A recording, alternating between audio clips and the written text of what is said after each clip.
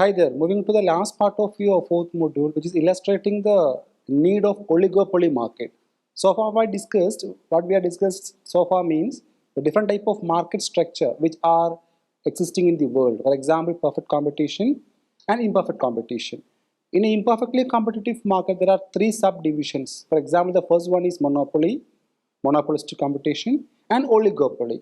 So when you think about oligopoly, the term oligo stands for a few and poly stands for sellers. So the term indicates that there are few sellers which are controlling the entire market. That number can be 2 up to 20. So if there is only there are two sellers, that is what known as duopoly market. If the numbers are from 3 to 20, it can be like oligopoly market.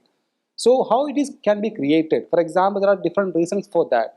There are associations in different levels. There are different type of agencies controlling the industry. So they are creating the oligopoly market.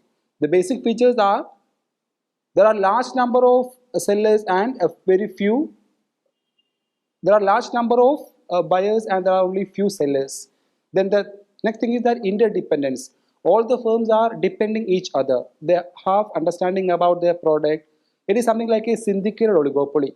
All sellers are interacting together. There's a common understanding among the sellers of organization. Then the product can be either homogeneous or differentiated. Then control over price. Up to certain extent, they have control over the pricing mechanism. And there are government regulations. So all these are the features of an oligopoly market. Regarding this market, when we are thinking about pricing decisions, as we know that for every market, from the side of a producer, the most important crucial factor is that pricing. How to fix the price for their final output. So we know that as a profit aiming organization, the basic purpose is that either profit maximizing or wealth maximizing. In an operational level, how we can maximize the profit? It is by the way of revenue maximizing and cost minimizing.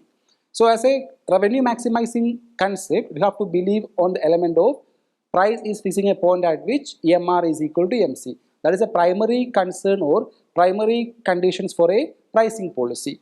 So when the price is fixing at the point of MR is equal to MC, how it can be done for an industry? That is what oligopoly pricing. So here in this particular diagram, you have to understand there are two type of organization. Those who are believing on the pricing policy by the way of MR and MC, where the price is getting finished, as well as MR and MC of another firm where the price is getting interacted. So pricing policy is same for all the market when we are thinking about the elements like MR is equal to MC and the marginal cost is intersecting the average cost at its minimum. These two conditions are common for all the market. So in the oligopoly market, there is no importance for long run or short run, because when we are thinking about either short run or long run, in all these market conditions, there are sellers can be 3 to 20. If there are only two sellers, that is what known as a duopoly market. So this is the brief idea about your fourth module. A module which is totally dedicated for market structure. So what do you mean by market? Market forces and market mechanisms and different type of market, and how we can think about the pricing and output policy under different market. I think almost idea about fourth module is good for you, and we have to think about another way of evaluation of this module by different methods. Okay.